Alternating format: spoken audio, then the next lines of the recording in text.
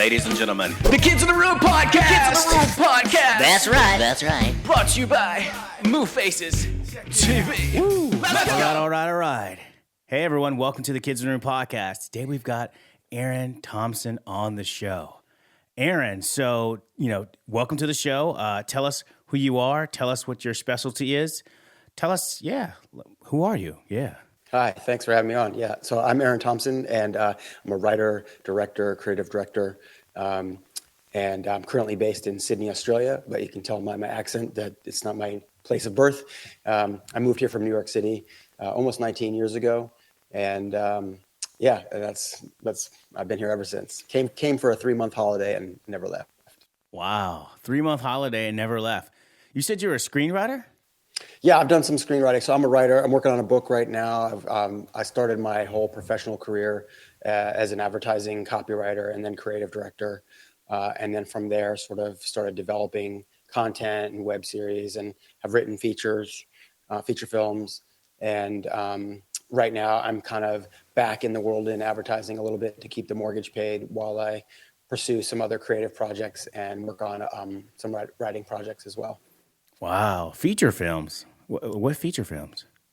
Feature films is just like regular movies, right? As opposed to like a short film. Oh, no. I mean, like, which feature films? Are there any that I might know that might resonate with me immediately or the audience? No, I mean, none of them, none of the features I've written have been made, which is a pretty sad and common story in Hollywood. The amount of scripts that get generated versus the amount of scripts that get produced the ratio is very high to very low. But they're a lot of fun to work on, and I get to meet and work with great directors and other writers. And for me, the most fun part is kind of cracking the story and coming with the idea, then cracking the story. And that's been really fun. But no feature films made yet. No features yet. All right, cool. Well, they'll be coming, I'm sure. So you've been a screenwriter. You said you also I think we talked offline, and you mentioned like also you are an author too as well. You write books. Yeah, I'm working on a book right now, actually. It's called A Laugh Threatening Situation, and it's about all the times I've almost died in my life. About two years ago now, there's a big international comedy festival here in Australia called the Melbourne International Comedy Festival. It's probably the one comedy festival that attracts global artists. It's a pretty big a deal. And I got invited to do a show there, and I hadn't really performed stand-up. I'd been in comedic writing situations, but I wasn't a stand-up comedian by any means. I wasn't a performer, really. But I had this idea to tell some funny stories about all the times, or some of the times I've almost died, and I thought that could be an interesting show. And so what I did is I put together this presentation-style talk where I extrapolated shonky data and bogus takeaways from my stories and try to help educate people around like periods in their life when they might want to be more careful and the types of things they might want to be more careful about. And I did this show at MCI at the comedy festival. It was really, really fun. It was really, really successful. And one of the things that happened after the show was people came up to me and they're like, "Man, do you remember that time when we went whitewater rafting and we almost died?" And I was like, "Oh, I forgot about that." And someone else would come up to me like, "Remember that time in Mexico and the guys came at us with the guns and we almost died?" I was like, "Oh, I forgot about that." And just all these stories started coming out of the woodwork. And I was like, this is too many stories now for a show. What could I do with this? And so that's the book I'm on now, is putting those stories together sort of as a series of comedic essays or humorous essays. Yeah, that's definitely rad. Tell us about the story about in Mexico, about the guns, the guys. I want to hear about that. We want to hear about that. Let's go. You want to hear one? Yeah. All right. Let's hear about it. Actually, I'll tell you when there's a similar story, which I think is better. And this took place in Brazil. So it was actually the very beginning of the around the world trip that landed me here in Australia. And I started my trip in Brazil. And I flew down to Rio, and I was there for about a week by myself. And then a buddy from New York was going to come down and hang out with me for a week. And then he was going to go back to New York, and I was going to continue my trip.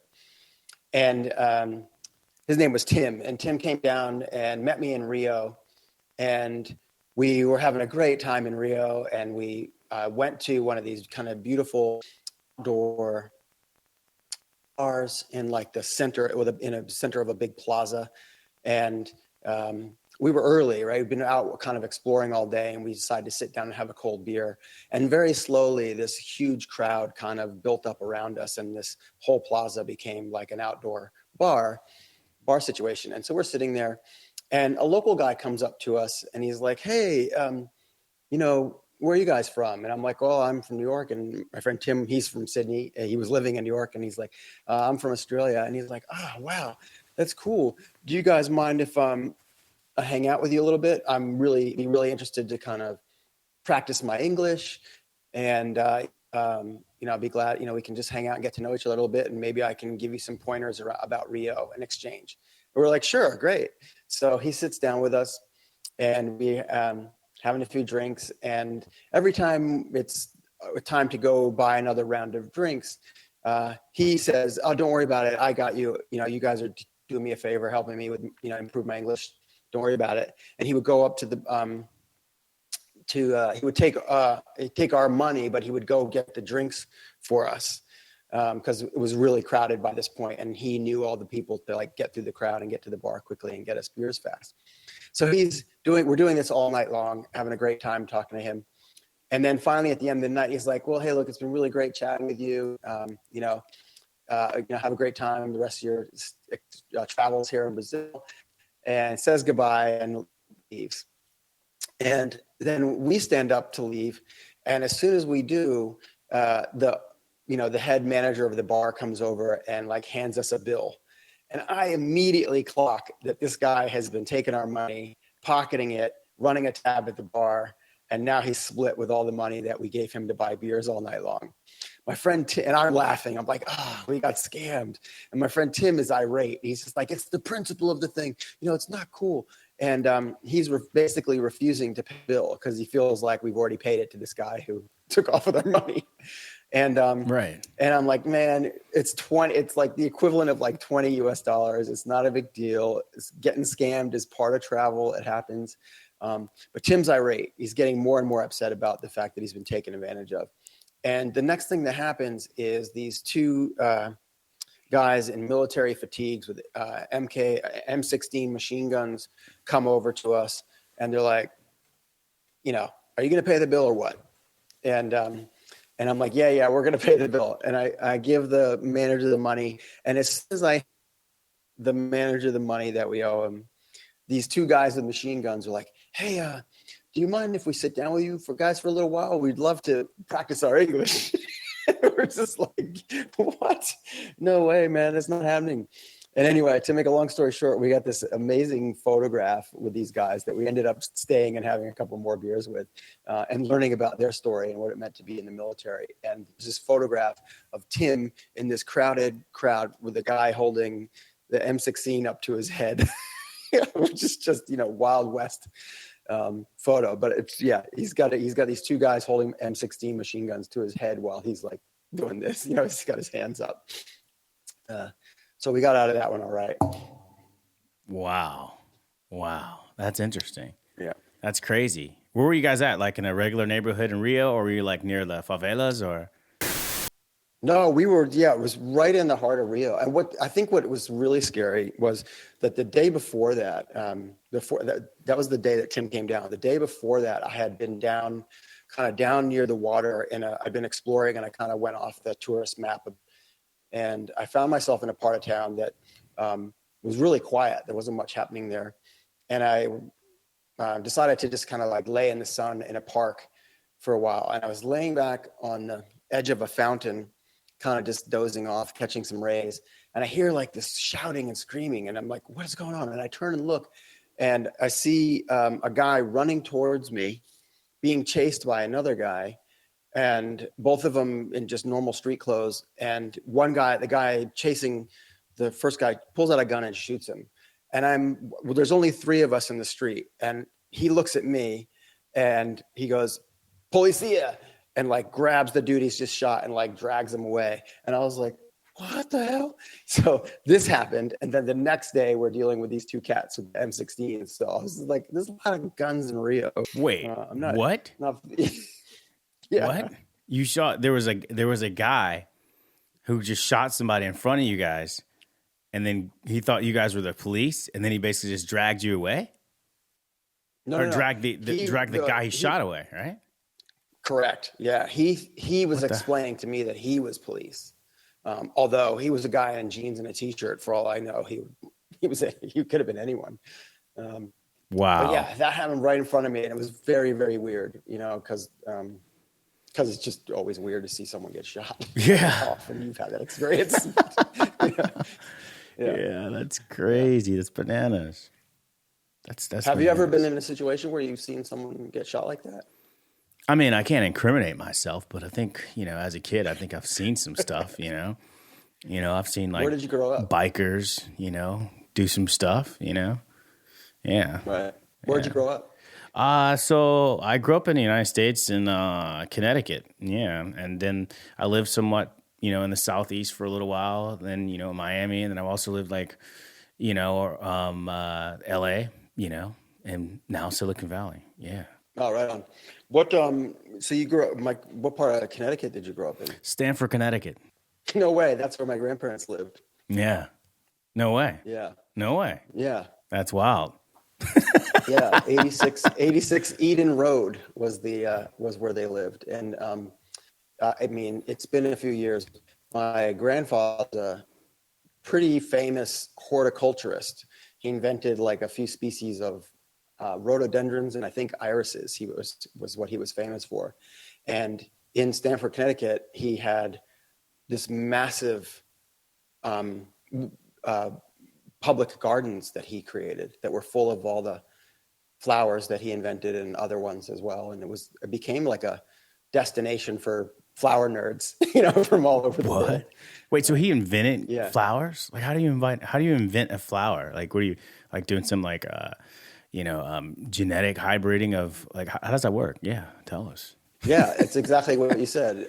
But the way that I recall, I was very young when I learned this, and I'm not sure that I even fully understand what he was doing. But at a basic level, what I saw him doing was he would take two different types of flowers, and then get the word for it, but basically where you cut the stems in a way that of two different flowers so that they fit together and then they grow together, and then that creates a hybrid or a new version of a flower that wouldn't exist. It's sort of like that's crazy. You might have seen people that have like taken an apple tree and cross-pollinated it with a pear and then made like a pear-shaped apple or something like that. I didn't know you could do that. I didn't know you could almost like genetically hybrid or cause these plants to kind of like, I don't know, have like a baby together by, cutting their stems together and kind of taping or fusing them together in some way. That's crazy. It's pretty incredible. Yeah. There's somewhere I remember seeing like someone had taken a tree and they had figured out they've spliced all these different fruits onto one tree. So a single tree was growing apples and pears and other stone fruit, that were all growing off this basic one tree. So at a small level, my grandfather was. That's bananas, man. I've never. Yeah. Yeah, it's interesting. Yeah. Wow. And then you said you lived down south in the Southeast for a while. Where were you then? Oh wow, I mean, I've lived in Florida, Miami, Orlando. I've lived in also North Carolina. I've lived in South Carolina. I've lived, L.A. North now Silicon Valley. So yeah. Right. How come you moved around so much? Oh man, I'm just an explorer. I'm just a nomad. Is that right? You were just curious? Yeah, I mean, honestly, I have different family, at different places, and at a period of time, my father passed away, and so my mom remarried and moved away, and I went to these other areas where I had family during that time, and then L.A. was more of my own thing, the whole L.A. thing, that was me, and then Silicon Valley, just me. Yeah. Right. And what Did you move to LA with an intention or a Of dream course. or something you were Yeah, chasing? of course, man. Who doesn't move to LA without intentions? So I moved to LA with the intentions of, or not even intentions of what I did. It was building a social platform for creative people. And yeah, that's what I did. And yeah, it was called What was that called?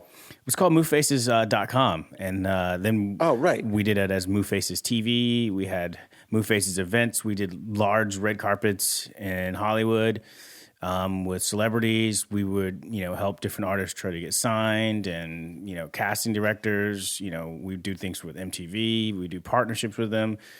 We were fused in. We had numerous celebrities that we worked with consistently, Yeah. Wow. Yeah. That sounds really cool. And are you still involved with that, or is that you moved on to something different? Great question. Yeah. So what I've kind of do is I actually paused, man. I literally moved, after, we started building the brand. About 4 years later, we decided to just go separate ways. There was a point where we wanted to raise capital, but a lot of the people who understood what we were doing in the industry, they weren't really supportive of it. Yeah. They weren't supportive of it because it was like something that it would destroy a lot of the business models that currently exists in Hollywood. Hollywood is this old system. It's this old buddy, network, and every kind of, you've got the feature film companies that run everything, and they kind of lock things and work together tightly. They don't really like, new technologies and people coming in and shifting things. And if they were a little bit afraid of things because you had like the Sean Parker guy who screwed up the music industry. And then, any new technology who wants to come in there is a little bit iffy. And then they had also the iPod, with Steve Jobs. And, once Steve Jobs moved in with the iPod, he actually controlled a large portion of the music industry, right? That's what we do now, right? Yeah.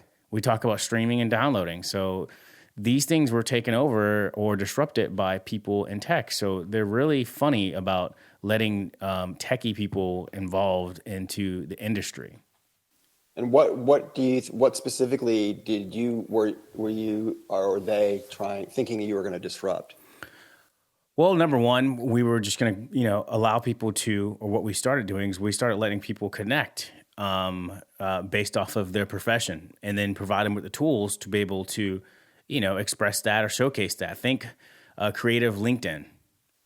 Yeah, that's what I was imagining. Yeah, I just Googled Move Faces. I couldn't find it. Is it still around? Oh no, we shelved the product. We shelved the product, and I started focusing, mostly on Move Faces TV, and then I moved to Silicon Valley. Started working with a bunch of other tech companies up here, like Lyft and a bunch of cool stuff like that, and and Facebook, Meta, whatever you want to call it, LinkedIn. And I went to these companies and started building things for them, and then I realized, even LinkedIn, who I thought at the time, had everything figured out, even Facebook, they really just didn't. They're still, looking for outside ideas, and they still haven't figured out everything 100%, which is why they just acquire companies to kind of, hit that status quo. But overall, that's what I pretty much discovered on the journey, is that nobody really had it figured out, but you think everybody did. They just had more money. Yeah. So are you a developer? Is that? I think I started off developing, right? And then I switched into design, right? So I guess you can call me a product guy, right? I'm a product guy. Yeah. I envision things, and I do things, and I make things. And this podcast is actually just like a hybrid of Move Faces TV. It's just a podcast. So yeah, I still do, push the name and use the name, but not as frequently as I did. But once I launched back the podcast, that's when I started using it more again, just with the podcast. Gotcha. Yeah. And when you were doing when you're going around trying to raise money, what were you trying to raise money for? To build it or to hype it, or both? So, you need both, right? You need, but I think most of it was really just to hype things more, right? Because when you've got Reid Hoffman of LinkedIn who, when he started pushing out LinkedIn to the masses, he already had one startup under his belt that was successful, which was PayPal. Okay. So his Rolodex increase by the 16th power, right? Or maybe the 50th power. Yeah. Before that, he was just another guy who was, creating the first social network at the time, right? Which I think he called Social Net. Yeah.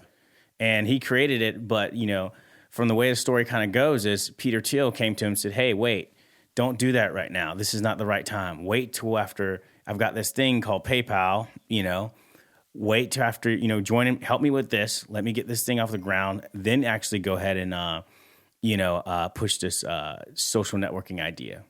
And that's when he after, PayPal became successful, all the PayPal founders, Elon Musk, Max Lessivin, all those guys all went their separate ways and, became, powerhouses into the tech industry of today, right? I mean, Tesla is an exact offspring of PayPal. Yeah. But they had to get those large wins at the beginning, right? And that allowed them to have the network and an influence to be able to permeate that success, right? But prior to that, they wouldn't have been able to execute the things that they wanted to do. They didn't have the buy-in. They didn't have the power to do so. They needed one solid, successful win that was easier for them to actually join up and get into and then execute that. And then everybody was, rich off of that. And then they had power and influence in the industry. And then what they did is did their own separate thing, right? Peter Thiel invested into Facebook, numerous other companies that you can probably sit there and use daily on your mobile application. He invested into them, and so did Reid Hoffman. So this is kind of how the network actually worked. But at the time, for us, we needed the resources and the advertisement. And since we were focusing mostly on the, I guess you would say, the entertainment industry, you needed a lot of advertisement, right? Yeah. Because of the way the industry works, it's just how Hollywood is. But when you talk about Silicon Valley, you can leverage different things because it works differently. But overall, that's what you pretty much need. Yeah. So both. Yeah. And was there a revenue model behind that idea, or was it? Yeah. Yeah, of course, definitely was a revenue model. Yeah.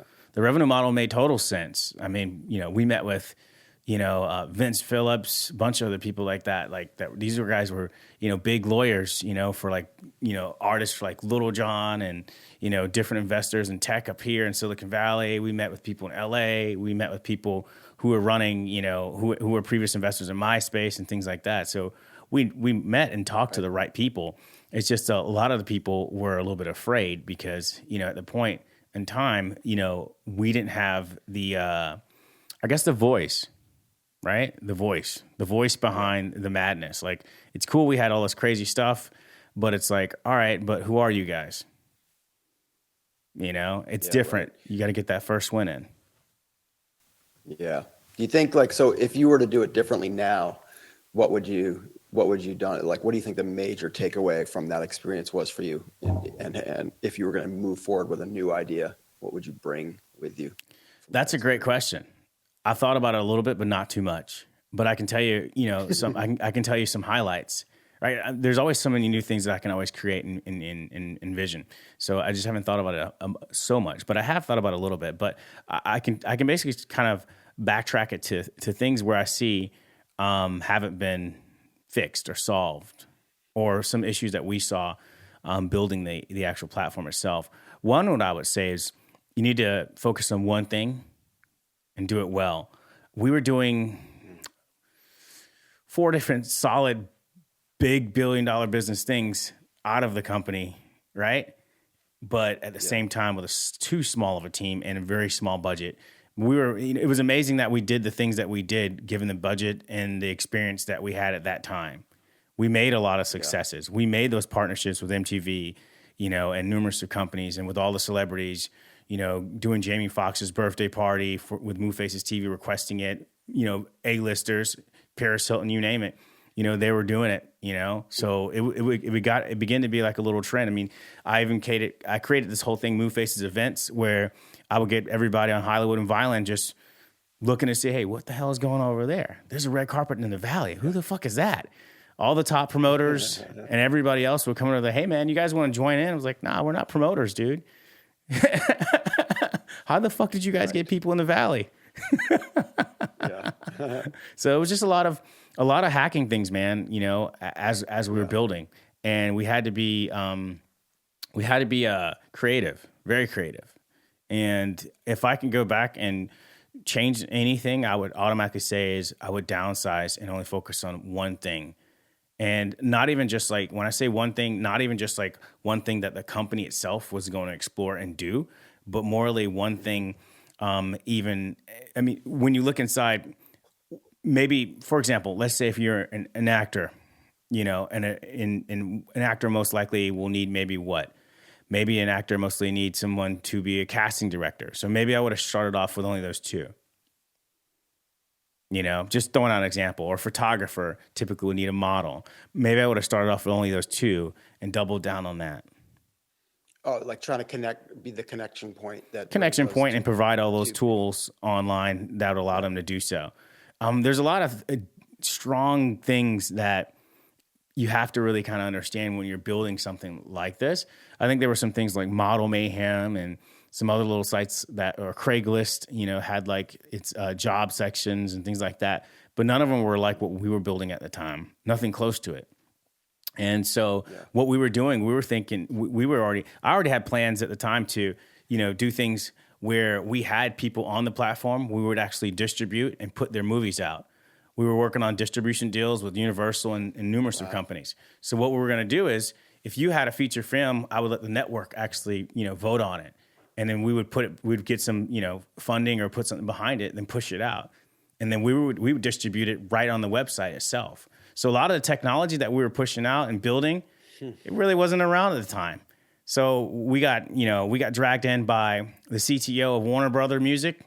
He wanted to know what the hell we were doing.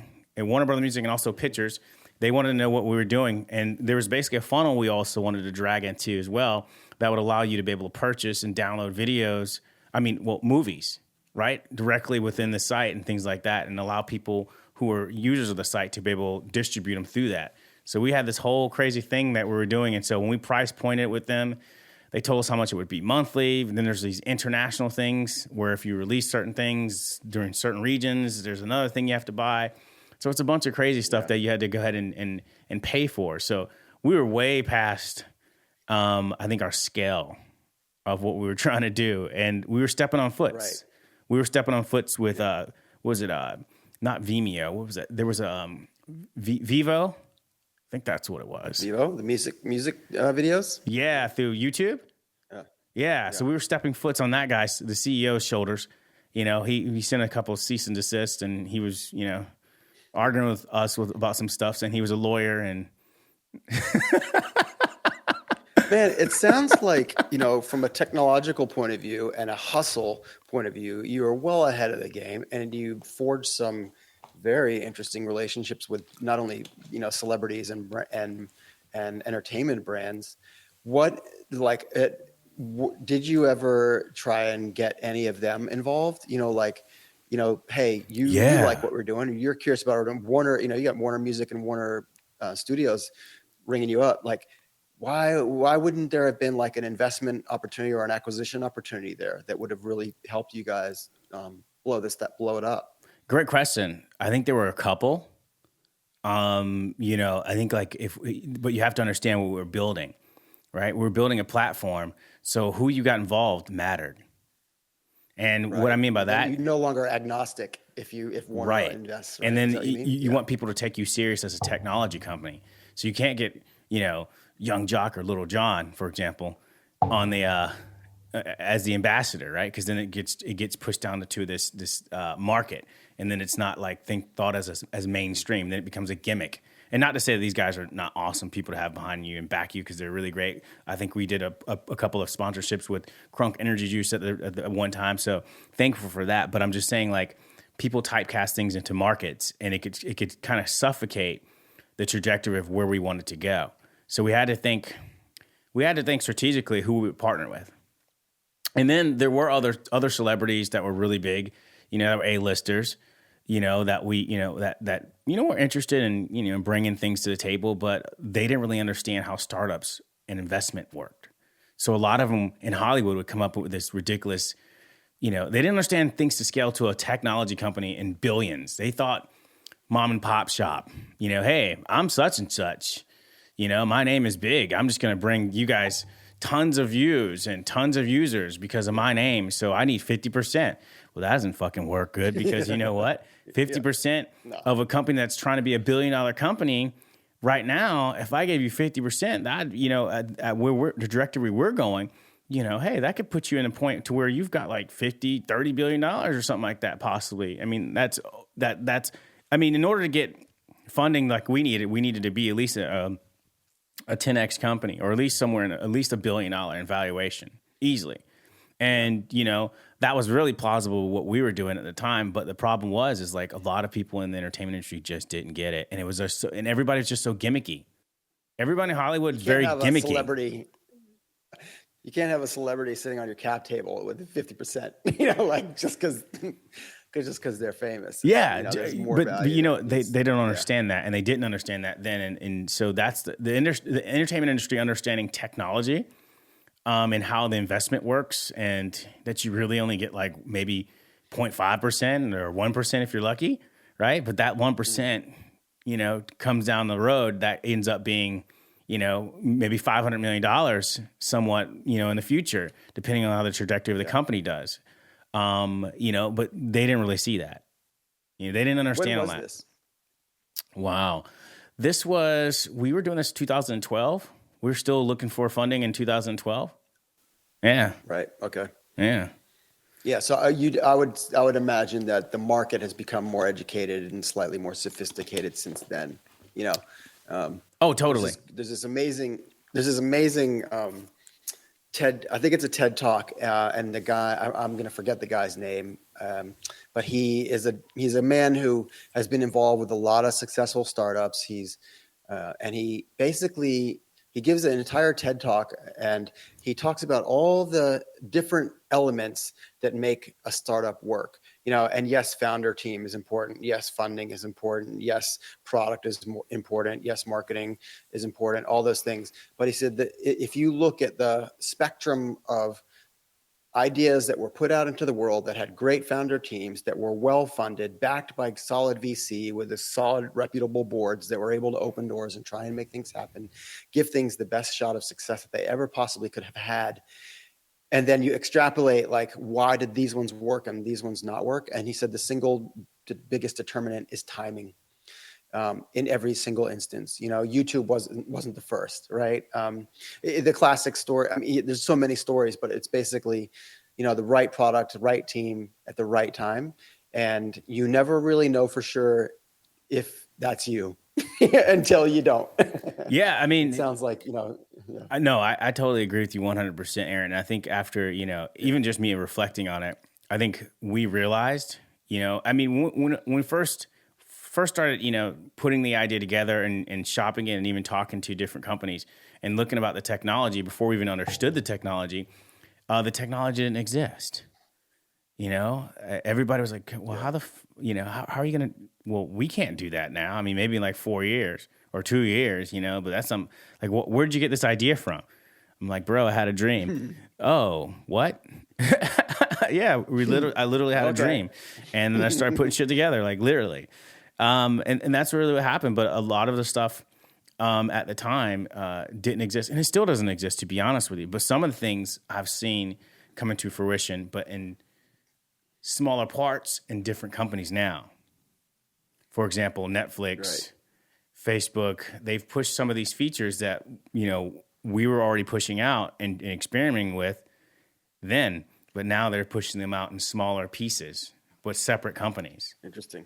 And so we've seen those all become, you know, billion-dollar industries. Like the thing about, you know, pushing out our own movies and having our own production in-house, because we were the platform and the network to do it all in once, and we had the connections and everything else to do it. That didn't exist at the time, but now Netflix is starting to do it. You know, YouTube wants to do it. These things didn't happen at that period of time. There was no technology, you know, software bridge pushing out entertainment media at the time and having their own network and their own, you know, type of motion picture company internally. And then also distributing what others were doing too as well. But it still doesn't exist like in the way that we were doing it and the way we envision it by any means. But it's just, we see the parts just separated in different companies, just sprinkled all around. So we're seeing some of the things that we talked about then slowly start to come into fruition through different companies. And that's really always interesting for all of us to watch. My other co-founder, he ended up going to Harvard and he became a professor now. And, you know, he always would hit me up and talk about it. He's like, man, that stuff is just crazy. Like I'm seeing stuff all the time of the stuff we were doing, man. And like, that was it was way ahead of where we were. And, you know, it's crazy. It's validating. It's like validating, like, see, we were right. We had a great idea. We were building something awesome. And it's frustrating because you're like, you know. It is that never, I think all creatives have it.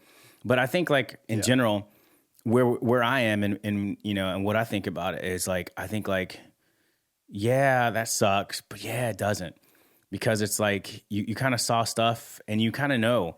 Like even when I'm going to different things, like when I'm going into places like LinkedIn and I'm learning and I'm building stuff for them, I'm like, hey man, they still haven't figured this shit out. Yeah. They didn't figure this out either. I mean, just because you've been around for a while or have a, you know, like great board, great relationships, tons of money. Like the thing that just popped into my head was Quibi. You know, like, like that couldn't have been more set up for success, like on paper, right? I met a couple of their founders at South by South. We were doing, we had Moo Faces there. We had a cow with a, you know, t-shirt on running around there dancing and stuff like that.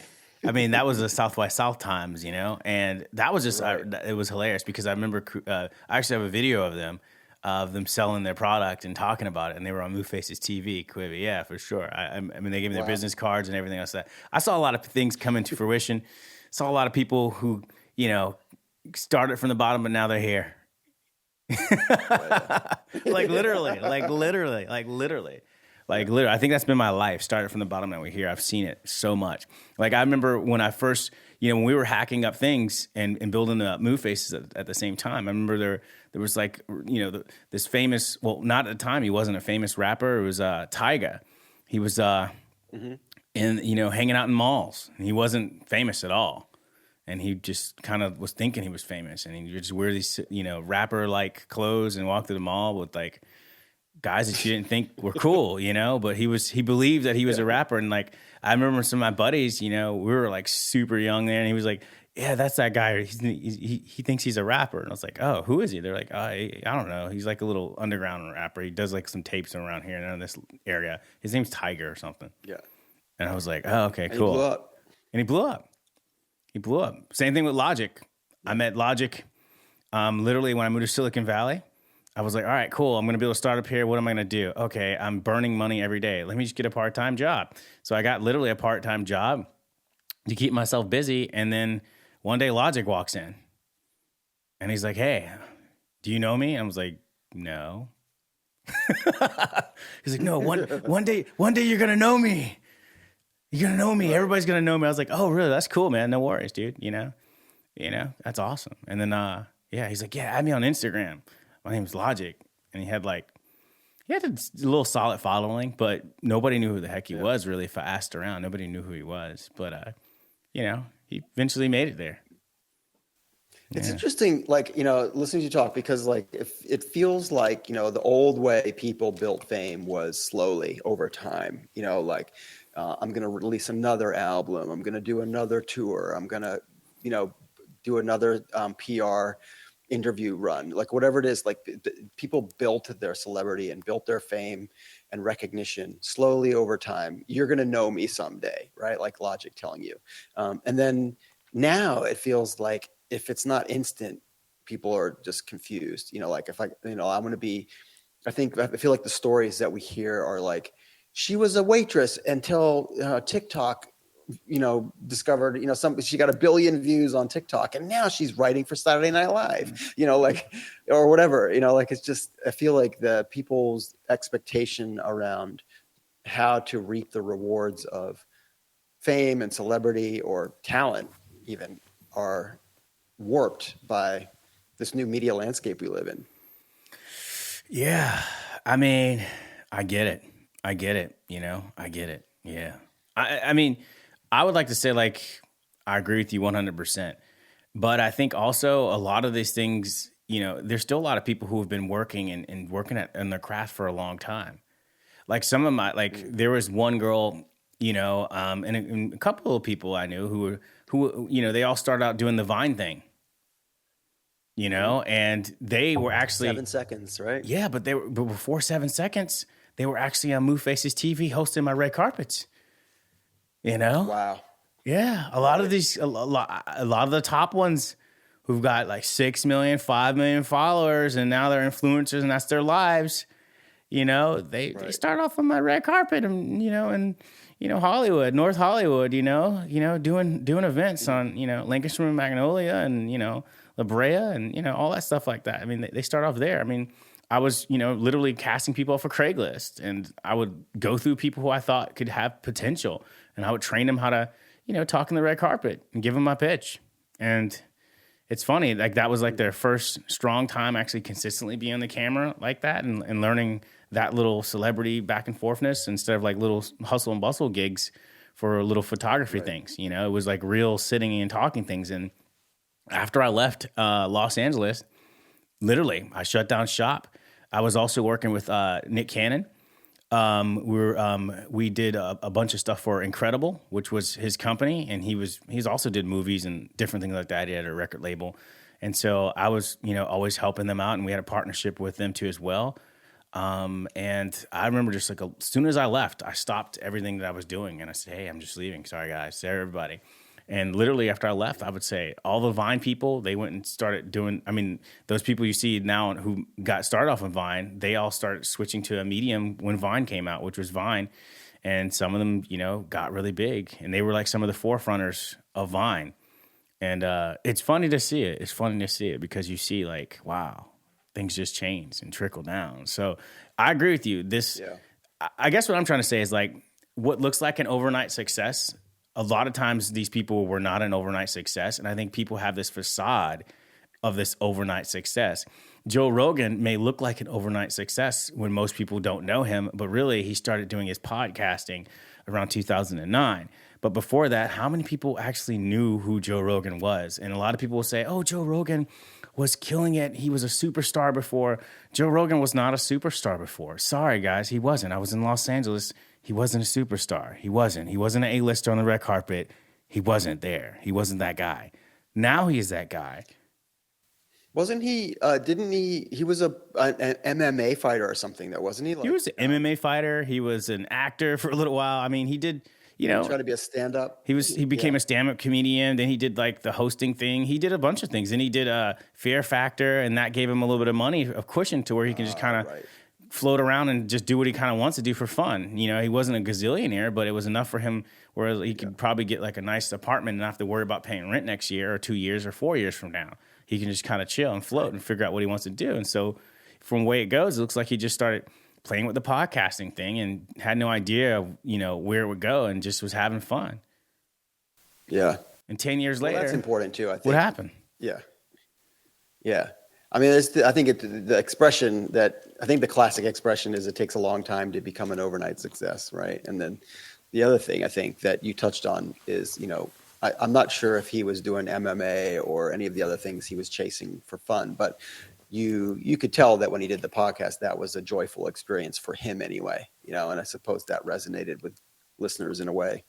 I'm sure that whatever level of awareness people had of him from MMA or Fear Factor or stand-up, maybe made his starting point a little bit further than someone who didn't have that. But yeah, I hear you. Yeah, I mean, I think that helped his trajectory when he wanted to get certain celebrities on, but he didn't really start getting celebrities on, it looked like, until about a year, solid celebrities, until about a year or two after the podcast started going. And the really big ones looks like about 6 years later. Before that, it was just like, Tom Green. These guys weren't big guys during that time. Tom Green, come on, man. Yeah. These guys weren't like the big heavyweights. I mean, the people, heavy hitters who you would say, oh, guess who was on my show last night? Tom Green, no. Yeah. I always liked Tom Green. I mean, I could stand. I know what you mean. I didn't like Tom Green, but you get my point. It's just like these weren't the A-listers. These weren't the people who were going to make your film or your show, get a lot of viewers because you had him on. He didn't, from what I looked at, he didn't have those original hit bangers. A lot of these people were his friends he kept on doing on the first year or two. It looked like a lot of them were his buddies and a couple of comedians, but these weren't even like the big ones. There wasn't like Dave Chappelle's earlier on in his podcast. This didn't come until the previous recent years, maybe like 4 years ago. Before that, it was hit or miss. It looked like to me mostly B-listers or C-listers. What do you think about, I mean, it's kind of quieted down now a bit, but like, what do you think about all the controversy around him? Oh, about his, the Planet of the Apes things and things like that. Yeah, I mean, he said a lot of controversial stuff that's gotten him into deep water, and Spotify is removing episodes now. And, really? Are they removing episodes? Yeah, they've silently, without making a major announcement about it, they've removed episodes. Apparently, there's, he's just said really inappropriate things that are obviously around COVID and. Whatever your beliefs are, is he a reliable source? Should he be the person talking about it, considering his level of influence and the size of audience and reach? Politically incorrect stuff, I think, gets a pass because, freedom of speech is important to protect. Right. I was just curious, like where, as a podcaster, where you stood on, his, for lack of a better word, maybe censorship. It's touchy, man. It's touchy.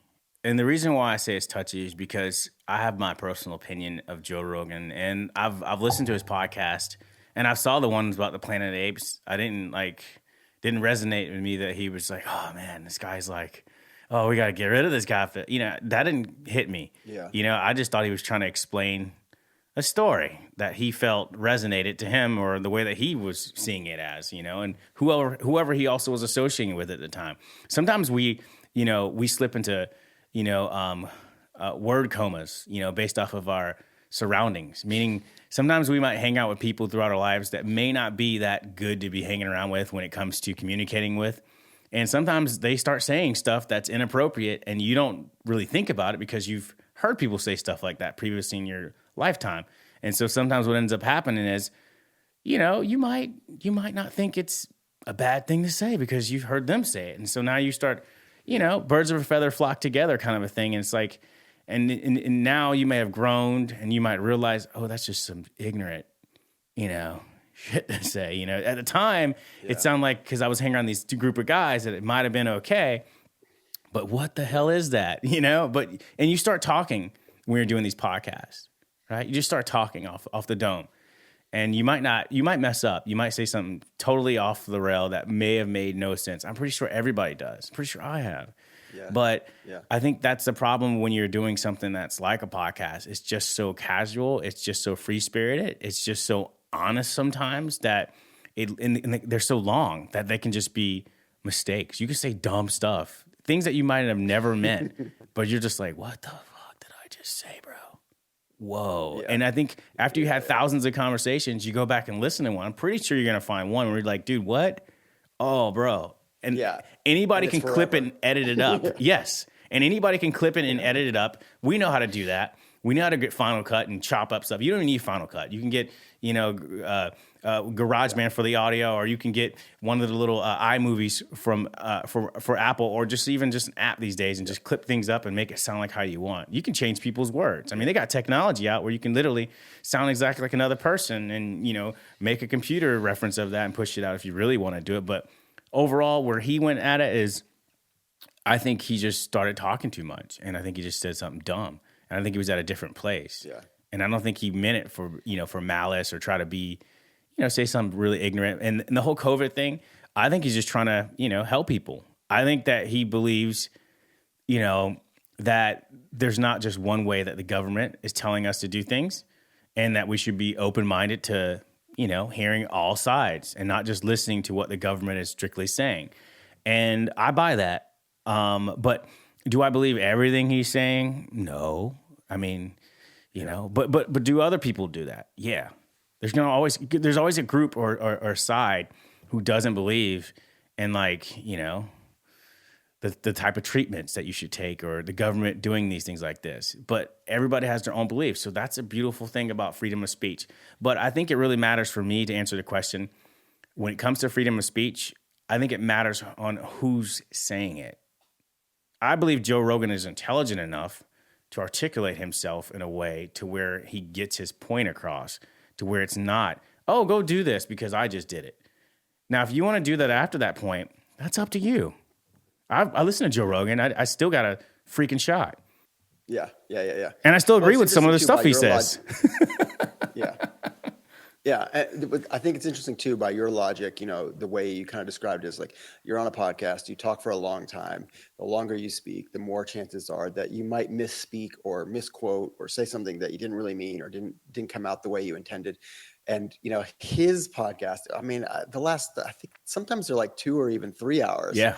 So they're like, that's easily double, triple, or quadruple the length of, most of the stuff that I'm listening to on a regular basis. So again, by your logic, he's quadrupled his risk, just sticking around. The longer you start really talking, man, the more you start talking, that's any individual. The more you just sit in a situation where you just start blabbering, you're bound to say something that's going to offend somebody or just going to be ignorant no matter what. I don't care who you are. And I think he mentioned it to himself personally. I think on a video or one of his podcasts, I think he actually just, referenced something similar to that. And I can resonate with it because it's like, you just start talking, man. And it's easy for somebody to pick apart what you said and say, oh man, did you hear what he said? Did you hear what she said? Yeah. I can find anything on anybody's podcast and highlight and say, did you hear what they said?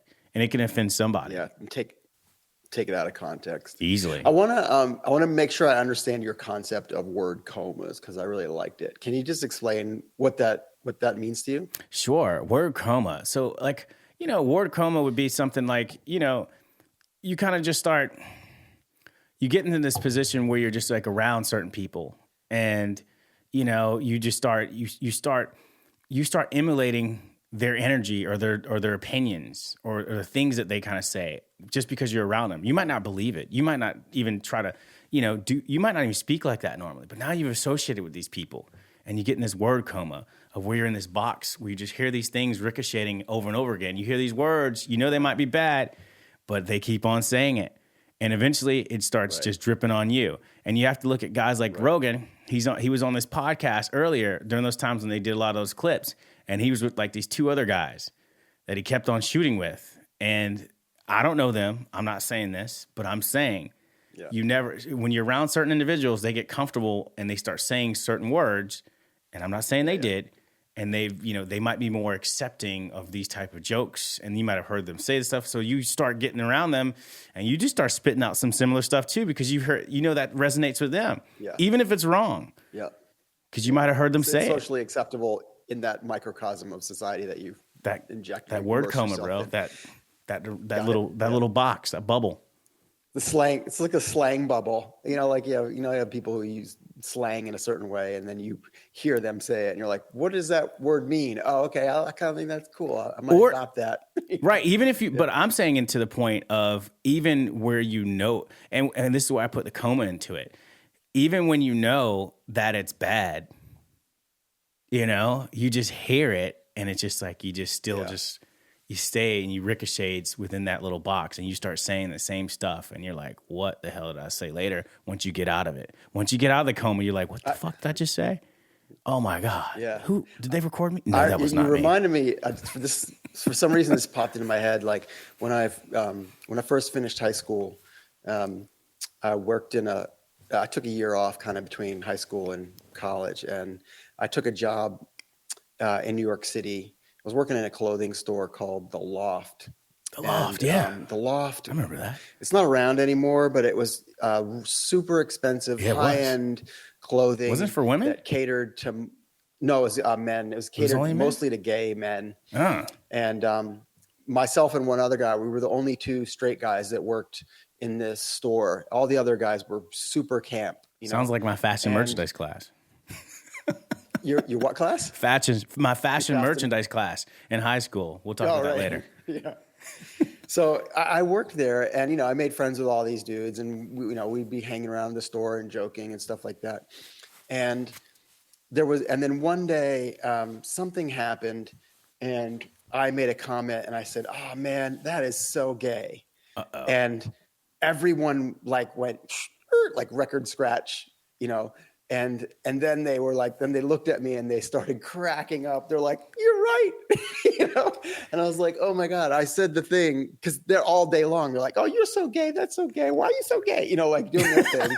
And I was in the word coma and I picked it up and it came out of me, without even like my censor button was off that day.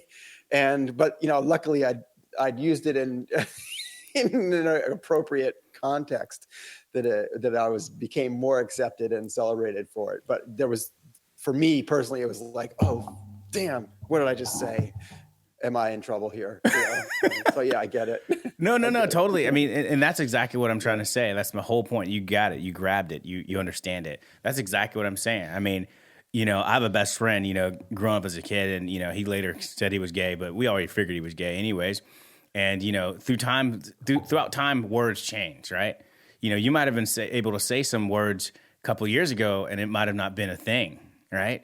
But now that changes, so you have to keep it with the time. So even the things that you might have been cool to say at that time may not be cool anymore, because now somebody was offended from that word years ago, and now they're like, you know what, that word's not cool to me anymore. And now you just said this word, and I'm gonna go back and find a tape where you said this word, and now you're just like in the doghouse because of some stuff you said, a couple of years ago that might have been cool during that time. You've got people, popping pills and stuff like that in the 70s, and then, some people get caught. But I'm very sure, working in the entertainment industry, that there's a lot of people popping pills. Still, yeah. But yes. More careful. Yes. Yeah. Still. And, and it's a thing. But, we isolate individuals when it's time to demonize and focus only on a small group of people. But really, from what I gathered from working in the entertainment industry with a lot of people and what I've seen and stuff like that, not directly the people that I'm talking about and I brought up on the show, but I've seen it for sure. People try to come up to you with that stuff, being a dude.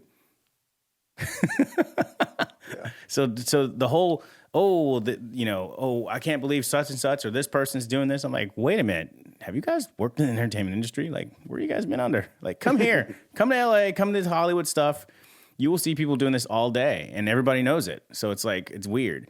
But I would like to say, to stick more in the conversation of the, word coma, is you mentioned a couple minutes ago, that's exactly my whole point of everything, is like, that's what ends up happening. You start saying stuff because you heard it from some other people you were hanging around with. And you might not ever mean to say those type of things, but just who you associate with starts rubbing off on you in an indirect way or subconsciously. And like you said, you were just sitting there and you're like, oh man, that was so, holy shit. You caught yourself because you were like, what? But now everybody's, obviously these guys were all cool, but in the wrong group, they would have been like, oh man, I can't believe you. Can't believe you said that. We're going to get you fired. Like, no. Yeah. It could have been a bad thing, and you would have been judged. Yeah. And the thing was, that really wasn't who you were. That's right. Yeah. Do you see what I'm saying? That really wasn't who you were. Yeah. And so I like to say the same thing. From what I gather from reading from Joe Rogan, he seems to be a very versatile human person. He seems to like people. I don't see him as this racist guy. I don't see all these things. I just see him that he might have just got around the wrong person, or remember something from his childhood, or some other friends that were on the podcast. Maybe they said a couple of jokes similar like that, and maybe that resonated with them. And so he just felt comfortable because he heard it. And sometimes you just start you blabber it out. And again, I'm not saying that his co-host or anybody else said any things like that. I'm just saying I'm trying to give examples of context of how this happens, how people get in word comas. And I know it sounds like kind of funny, sounds kind of cliche, it's like a joke, but it's just reality. You are the average of the 5 most people you hang out with the most. And you will be amazed of how much silly stuff or things you might say or you might never have said will reflect based off of who you've been around with recently. Yeah, that's exactly right. And it's interesting. Do you ever do like a friend edit? Of course. I think, or they do it automatically to themselves. But yes, I do. Self edit. Yeah. Yes. Yeah, I think about that. Hey, so I know we talked about Rogan, quadrupling his risk for ending up in a word coma or saying something inappropriate by doing long podcasts. I'm going to have to jump off because we've been talking about an hour. Did we get past an hour? Oh man, that's when the conversation got real. Is once we passed our actual hour and we beat our time. So that's amazing. Fast. Yeah. So we really didn't get into your book and some other things like that. We can definitely jump back on another time and dig more into that stuff. And talk more about that because I'm pretty sure there's obviously a lot of stuff that you can talk about. You're a pretty versatile person, like you said, so makes sense. So Aaron, cool, thank you for coming on the show. Any last words on where people can get your book or any things you want to call out? Say it. Yeah. All right. Thank you so much. Okay. So the two things I would say is if you want to connect with me or figure out, hear more about what I'm working on, my website is eranthomson.com. That's ERAN Thompson without a P, dry Thompson. So eranthomson.com. And also, we didn't talk about it, but I invented a music game called Song Saga. It's a party game, kind of like Cards Against Humanity, but you play it with a music app. It's all about kind of surfacing the memories and moments that matter to us and gets people sharing the stories and soundtrack of their lives. So if you want to check that out, go to song-saga.com. And if you want, we can give away a copy to one of your listeners. We've got a page on our website. It's song-saga.com/podcast. And if you go to that page and you just put in Kids in the Room, you could enter a draw to win a free game and we'll send one out to you. So that's my two plugs. Thanks for having me on. No, that's amazing. So just send me all the links after we get off, and when we upload and push it out, we'll make sure we attach that. It was a great conversation, and I think you're gonna be doing good. Song Saga, that's awesome. Ladies and gentlemen, the Kids in the Room podcast. Kids in the Room podcast. That's right. Brought to you by Moo Faces TV. Let's go.